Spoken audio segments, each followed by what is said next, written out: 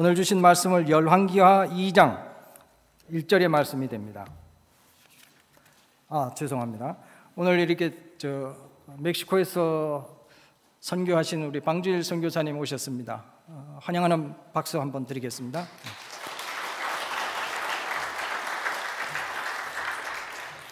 열왕기하 2장 1절에서부터 봉독을 하겠습니다. 제가 봉독해 올리겠습니다. 여호와께서 회오리 바람으로 엘리야를 하늘로 올리고자 하실 때에 엘리야가 엘리사와 더불어 길갈에서 나가더니 엘리야가 엘리사에게 이르되 청하건대 너는 여기 머물라 여호와께서 나를 베델로 보내시느니라 하시니 엘리사가 이르되 여호와께서 살아계심과 당신의 영혼이 살아있음을 두고 맹세하노니 내가 당신을 떠나지 아니하겠나이다 하는지라. 이에 두 사람이 베델로 내려가니 베델에 있는 선지자의 제자들이 엘리사에게 나와 그에게 이르되 여호와께서 오늘 당신의 선생을 당신의 머리로 데려가실 줄을 아시나이까 하니 이르되 나도 또한 아노니 너희는 잠잠하라 하니라. 엘리야가 그에게 이르되 엘리사야 청하건대 너는 여기 머물라 여호와께서 나를 여리고로 보내느니라. 엘리사가 이르되 여호와께서 살아계심과 당신의 영혼이 살아있음을 두고 맹세하노니 내가 당신을 떠나지 아니하겠나이다 하니라. 그들이 여리고에 이르매 여리고에 있는 선지자의 제자들이 엘리사에게 나와 이르되 여호와께서 오늘 당신의 선생을 당신의 머리 위로 데려가실 줄을 아시나이까 하니 엘리사가 이르되 나도 아노니 너희는 잠잠하라. 엘리야가 또 엘리사에게 이르되 청하건대 너는 여기 머물라 여호와께서 나를 요단으로 보내느니라 하니 그가 이르되 여호와께서 살아계심과 당신의 영혼이 살아있음을 두고 맹세하노니 내가 당신을 떠나지 아니하겠나이다 하는지라. 이에 두 사람이 가니라. 선지자의 제자 50명이 가서 멀리 서서 바라보매 그 두 사람이 요단가에 서 있더니 엘리야가 겉옷을 가지고 말아 물을 치매 물이 이리저리 갈라지고 두 사람이 마른 땅 위로 건너더라.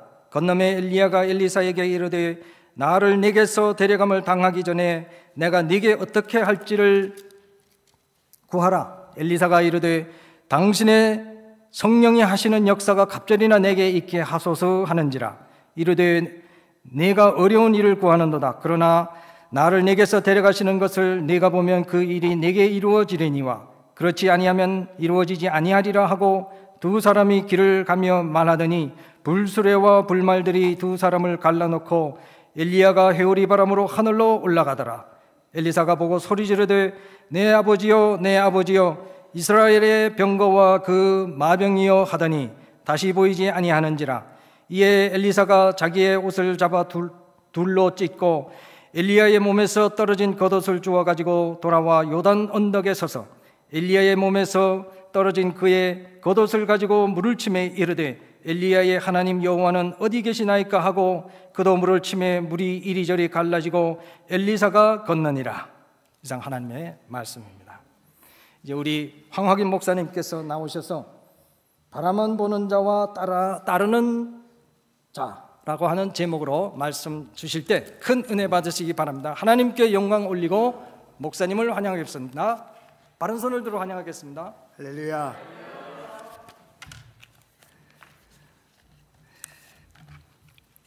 오늘 여러분들을 이렇게 대예배 자리에서 뵙게 되니 이 또한 영광이고 감사합니다. 제가 일부 예배 때도 말씀을 드렸지만 우리 장 목사님께서 저를 많이 사랑해 주셨어요. 그리고 개척교회 할 때 개척 예배 드릴 때 직접 저는 자마이카 에비뉴에서 교회를 개척했는데 힐사이드 순간에 찾아오셔서 장로님들과 몇 분 오셔서 격려했던 기억이 납니다. 그러면서 저를 앞에 나오라고 하면서 제 손을 이렇게 들어주셨어요. 장 목사님이. 그리고 이 젊은 종이 이제 개척을 하는데 이 손이 들어서 승리한다, 이 얘기를 해주셨던 기억이 27년 전 이야기예요. 제가 그때 그 어려울 때 누구든지 경험했지만 개척이라는 것은 보이지 않고 잡히지 않고 비전 하나만 갖고 하는 건데 그때 장 목사님께서 저를 손을 들어주면서 이 젊은 종의 앞길을 위해서 기도하자 하고 했던 그 말이 제가 단독 목회하고 개척해서 지금 27년째 제가 소망교회를 섬기고 있는데 잊지 않고 있습니다. 그렇게 사랑을 받았고 또 교회가 어려울 때 또 아니면 제가 필요할 때는 언제든지 달려왔던 기억도 있습니다.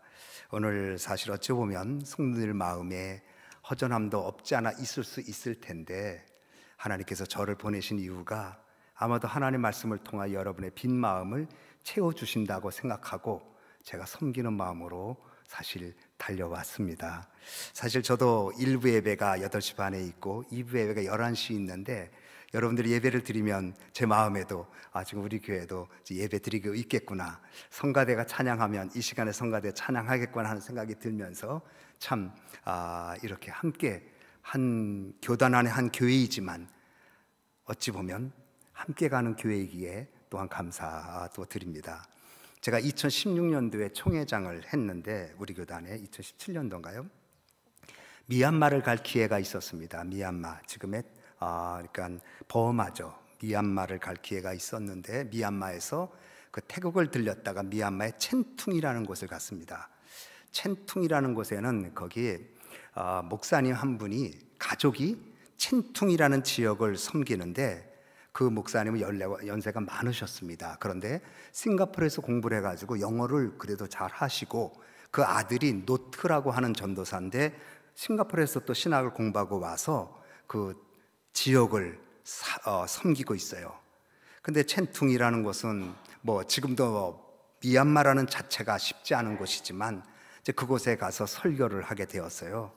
제가 설교하면 한국말로 하면 한국말 설교를 그 서울신학대학교에 유학 왔던 라오라고 하는 목사님이 이제 태국말로 하면 그 태국말을 받아서 또 라오말로 한 분이 설교 통역을 하니까 한국말, 태국말, 라오말 이렇게 3중 통역을 하게 됩니다. 그래서 10분 설교하면 35분 정도 이제 되는 거죠. 그런데 그 설교 전에 아이들이 나와서 준비 찬송, 그러니까 찬송하는 거예요. 아이들이 한 머리 팍팍 깎은 아이들이 여기에 이제 뭐 이렇게 뭐 생기고 우리 어릴 때 했던 나와서 쓰는데 무슨 찬송 불렀냐면 고통의 멍에 벗으려고 예수께로 나옵니다. 병든 내 몸 치료받고 빈공한 삶이 궁해지며, 이거를 한국말로 부르는 게 아니라 그 첸퉁말로 부르는데 곡은 고통의 멍에 벗으려고 해요. 그냥 저도 가사는 모르지만 곡이 고통의 멍에 벗으려고 부르는 걸 보고 얼마나 가슴이 미어지는지 모르겠어요. 하나님, 이 아이들이 공부를 할 수 있겠습니까? 이 아이들이 공부를 잘한다고 비전이 있겠습니까? 이 아이들이 여기서 농사나 짓고 이렇게 허덕이다가 일생을 갈 텐데 그래도 교회가 있어서 교회 와서 컴퓨터도 배우고 교회 와서 영어도 조금 배우고 노래도 부를 수 있으니 이 교회가 여기에 정말 귀하구나. 눈물이 정말 쏟아질 뻔했어요.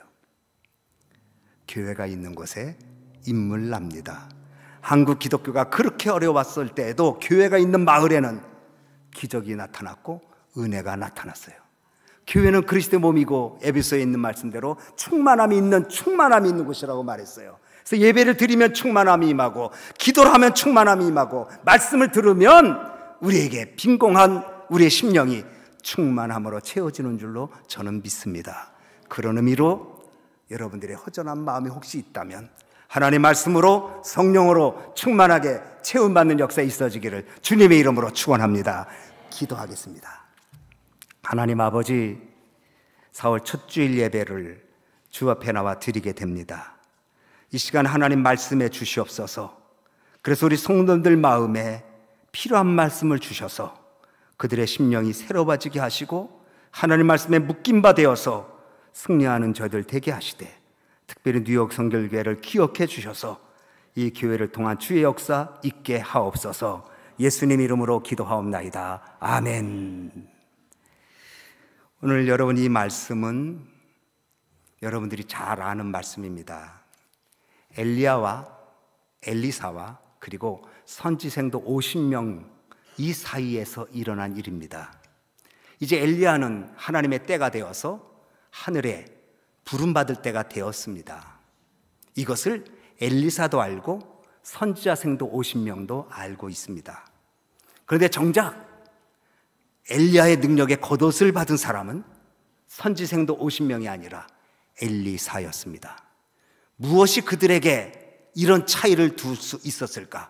그것은 바로 오늘 설교 제목대로 바라만 보는 사람은 선지생도들이었고 따르는 사람은 엘리사였었습니다. 그러면 이제 엘리야가 마지막 승천하기 전에 베델에서 길갈에서 베델로, 베델에서 여리고로 선지생도들 만나러 가는데 그것을 엘리사가 따라갑니다.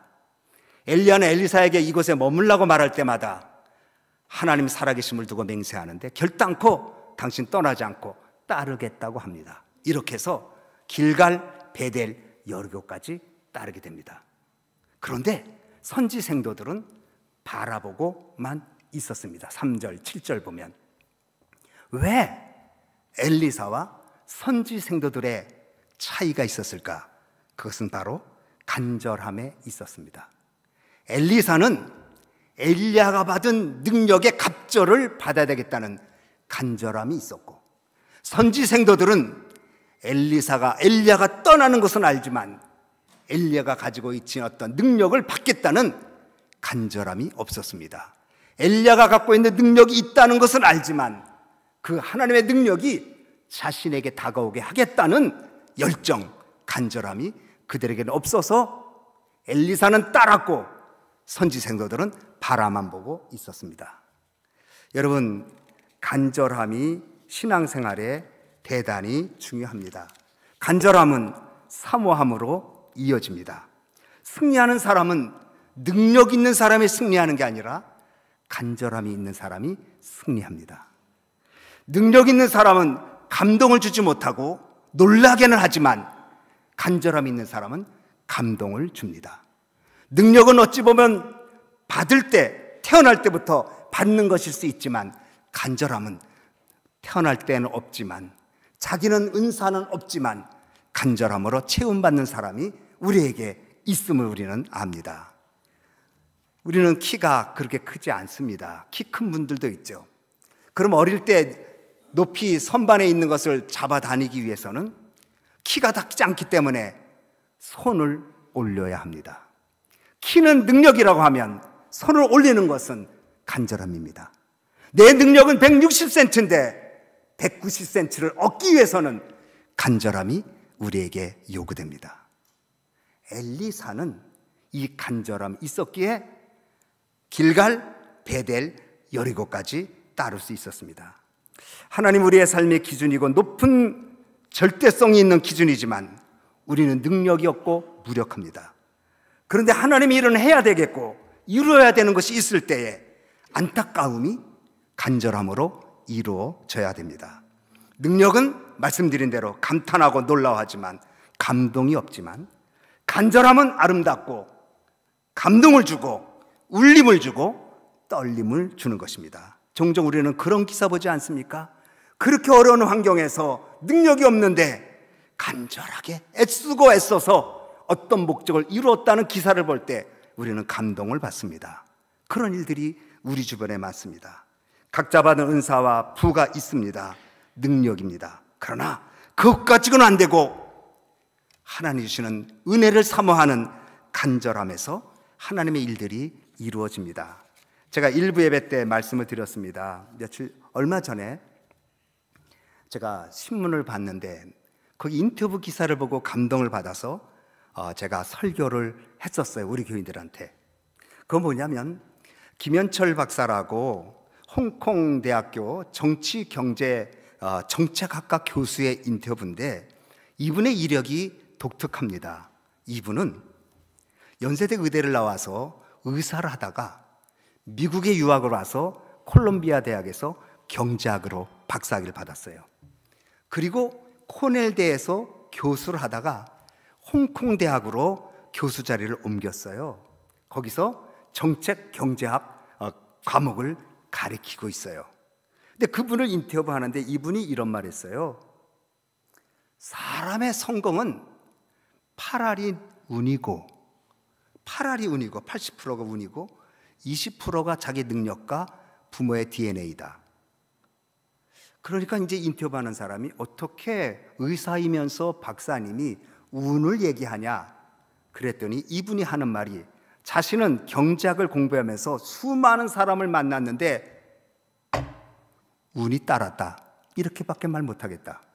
내가 나를 봐도 나보다 탁월한 사람이 많았는데 나는 코넬대 교수가 되고, 나보다 탁월한 사람이 많았는데 나는 이 자리에 있게끔 된 것은 실력이 아니다. 물론 실력이 있어야 되겠지만 거기 더 중요하게 작동한 게 운이었다, 이렇게 얘기를 해요. 근데 이미 성경은 그걸 얘기하고 있어요. 사람이 일을 계획할지라도 그 일을 이루시는 분은 여호와 하나님이라고 그랬어요. 그래서 우리는 운이라고 말하지 않아요. 우리는 은혜라고 말해요. 사도 바울은 말했어요. 나의 나된 것은 운이다, 이렇게 안 했어요. 나의 나된 것은 하나님의 은혜다. 하나님의 은혜는 어디서 오는가? 간절함에서 오는 줄 믿으시기 바랍니다. 엘리사 운 좋았다, 50명이 따르는데 엘리사만 능력을 받아서, 이게 아니라 엘리사에게는 은혜를 받을 수밖에 없는 간절함이 있었다는 것을 기억하시기 바랍니다.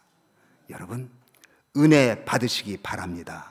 내 힘과 능력으로 되는 것이 아니라 하나님의 은혜로 됐다고 고백할 수 있는 일들이 많아지기를 주님의 이름으로 축원합니다. 엘리야, 이 간절함이 따라갑니다. 그러면서 뭘 요구하냐면 능력에 갑절을 달라고 얘기했어요. 왜 갑절을 달라고 했을까? 갑절로 영광을 받길 원할까? 갑절의 소유를 얻길 원해서? 아닙니다. 엘리사는 자기의 부족을 알았어요. 엘리야만큼 따라가려면 나는 갑절의 능력을 받아야 선생님만큼 따라가는 거예요.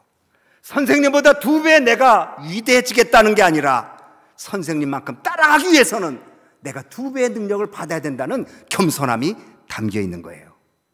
여러분, 왜 축복을 받으려고 그래요? 여러분, 왜 능력을 받으려고 그래요?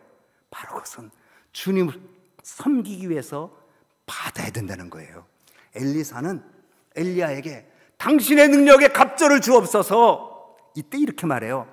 내가 어려운 일을 구하는구나. 쉽다고 안 했어요. 어려운 일이라고 그랬어요. 하나님의 은혜를 받고 능력을 얻고 갑절로 헌신하는 길은 어려운 일이에요. 축복은 책임이 따르고 능력은 헌신이 따르고 순종은 열매가 따르기 때문에 이게 어려운 일이에요. 왜? 갑절 받으면 갑절로 헌신해야 되기 때문에, 갑절로 주 앞에 충성해야 되기 때문에 어려운 일이야. 그래도 내가 이 어려운 일을 하겠느냐라고 반문하는 거예요. 여러분, 갑절의 능력 받으시고 싶으십니까? 그러면 결단을 내야 돼요. 갑절로 고생하는구나. 갑절로 고생할 거 각오해야 하나님이 역사가 있게 되는 거예요. 50명의 제자들은 바라만 봤어요. 구경꾼이에요. 엘리사는 따라갔어요. 주인공이에요. 신앙생활 구경꾼처럼 할 수도 있고 주인공처럼 할 수도 있어요. 구경꾼은 글자 그대로 바라보는 사람이고 주인공은 사건 속에 들어가는 거예요.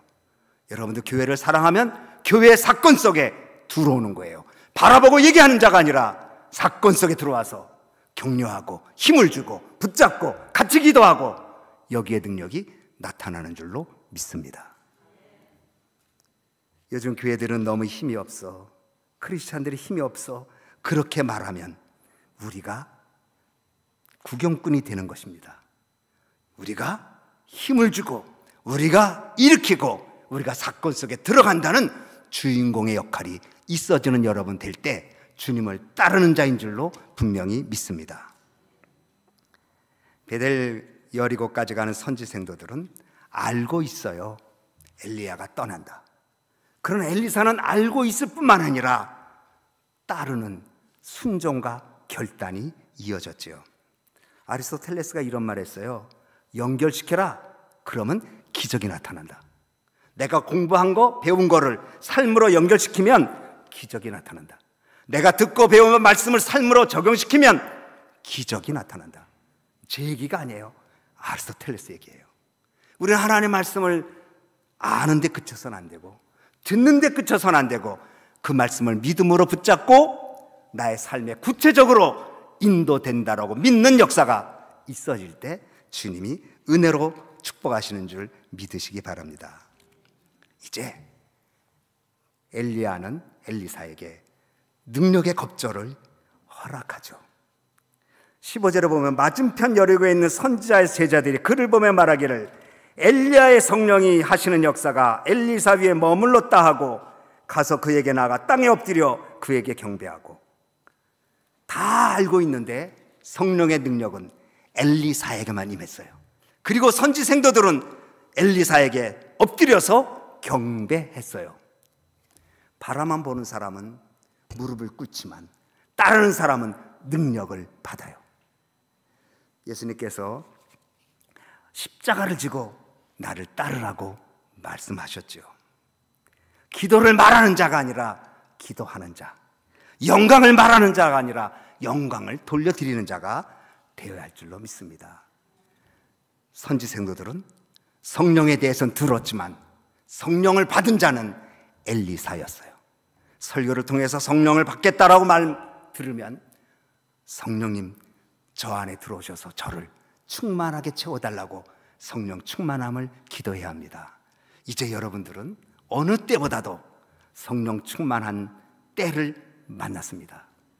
예수님께서 겟세마네 동산에서 기도하시고 제자들에게 겉옷을 팔아서 검을 사라고 말했습니다. 겉옷은 당시에 대단히 중요한 것입니다.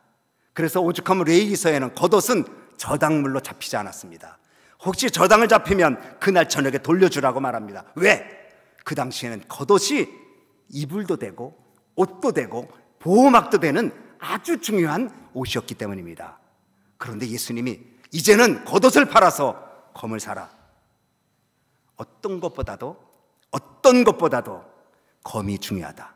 검은 에베소서에 말씀의 검, 성령의 충만함을 말하는 줄로 믿으시기 바랍니다.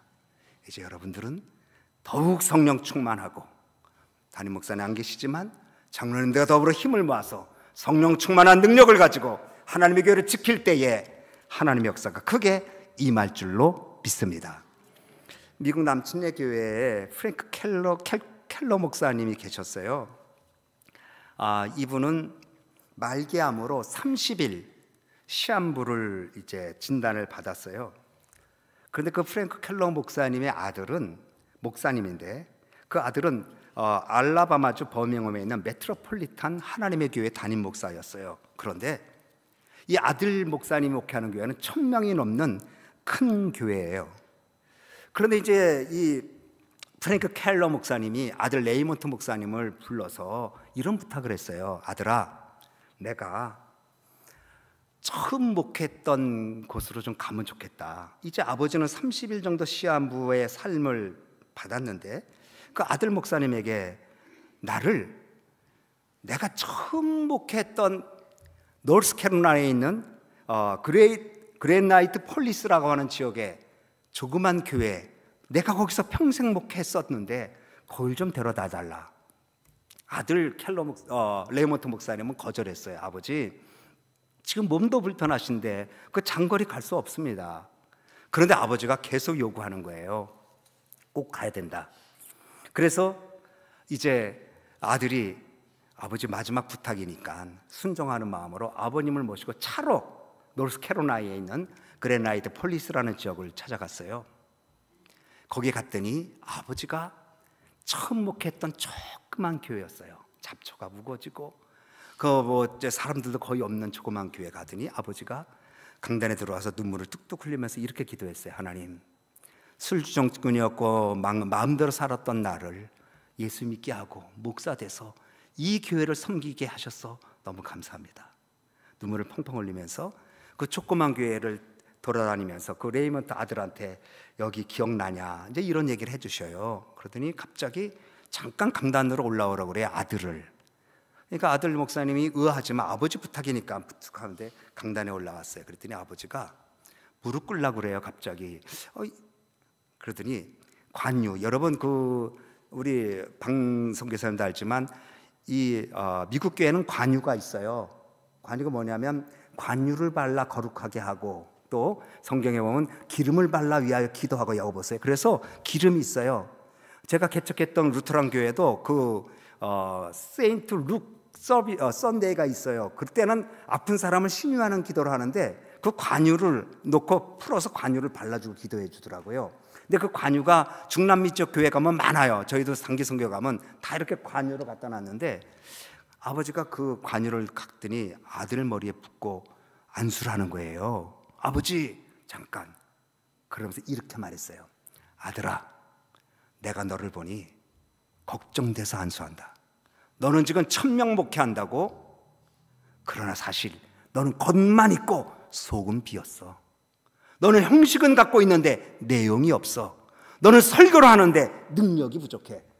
성령에 대해서 말을 하지만 너는 성령이 충만하지 않아. 내가 너에게 안수한다.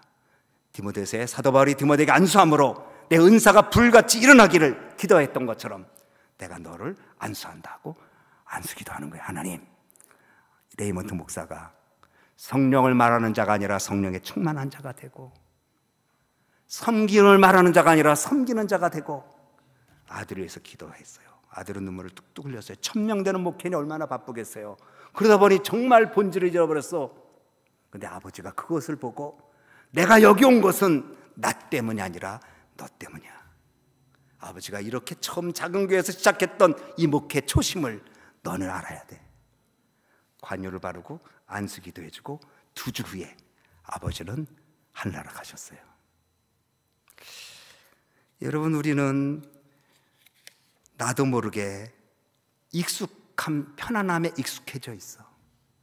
우리는 나도 모르게 설교에 익숙해져 있어. 우리는 나도 모르게 아는 데만 익숙해져 있어. 바라만 보는 데만 익숙해져 있어. 이제 우리는 우리 자신을 열어서 하나님 앞에 나오는 믿음의 역사가 있어져야 됩니다. 하나만 예화를 들고 마치겠습니다. 케냐에 YM 선교단체에서 수고하시는 김영주 선교사님이 계셨습니다. 지금도 계실 거예요. 이분의 사역은 케냐 지역에 가서 우물을 파주는 일을 합니다. 지하수. 사실 여러분, 우물, 물 굉장히 중요하잖아요. 아까 방주희 선교사님들 얘기했지만 지금 멕시코가 물이 너무 폴루션 돼서 이 물이 쉽지 않다 하는 얘기를 들었는데, 지하수를 개발하는데 몇십 군데를 파야 하나가 나와요, 물이. 특히 아프리카 지역에서는. 그래서 우물만 파는 선교사님들이 계신데, 이분이 이제 우물 파주는 사역을 하는데 너무 힘든 거예요. 장비 가지고 가야 되지, 모금도 해야 되지, 일군도 불러야 되지, 계속 파도 안 나올 수도 있지. 이제 마을마다 가는데 마음에 하나님, 너무 힘들다. 나만 이렇게 해야 되나 하고 생각이 들고 이제 한국으로 가겠습니다. 그런데 한 군데만 가서 우물 파주고 저는 케냐를 떠나겠습니다. 이렇게 기도하고 이제 어느 지역을 우물 파러 갔어요. 가서 파는데 한 군데서 드디어 물이 나왔어요. 물이 콱 나오니까 동네 사람들이 물이 나오니까 춤을 추는 거예요. 물이 확 쏟아지니까 막 돌면서 우통 벗고 다. 그래서 본인은 이제 이게 마지막 우물 파는 거니까 이제 허탈하게 앉아 있는데, 그 물은 막 이렇게 분수처럼 쏟아지고 동네 사람들 우통 벗은 채로 뛰면서 물 나왔다고 좋아하는데 거기에 하얀 옷 입은 사람이 같이 뛰는 거야. 예수님이었어요. 예수님이 말하기를, 용주야, 나도 너무 좋다. 이 사람들이 물을 만나서 이제 이렇게 좋아하는데 너 너무 고맙다. 다 떠나는데 네가 그래도 이 우물을 파주니 내가 너무 고맙다. 깨니까 환상이야. 이 김영주 목사님이, 선교사님이, 하나님 잘못했습니다. 나니까 나에게 부탁한 이 우물판 사역을 내가 힘들다고 한국으로 갈 뻔했군요 하고 다시 사명을 붙잡고 우물 파는 사역을 했다는 그 이야기를 저는 듣고, 저는 이 이야기 간증을 들을 때마다 눈물이 나서 진짜 견디기가 어려울 정도 눈물이 나요. 하나님은 여러분에게 은혜의 은혜를 주셔요. 운을 주시지 않아요. 은혜를 주셔요. 하나님 여러분을 통해서 어려운 일을 하기를 원하시죠. 왜? 은혜 받았으니까. 내가 예수님의 은혜를 받았은즉 고난도 받지 않겠느냐. 사도 바울 이야기를 기억하지요. 아무쪼록 우리 귀한 뉴욕 성결교회 우리 식구들 다시 한번 성령의 충만함을 받고 바라만 보지 마시고 열심히 따르면서 하나님의 거룩한 일을 이어가는 우리 뉴욕 성결교회 되어지시기를 주님의 이름으로 축원합니다. 기도하겠습니다.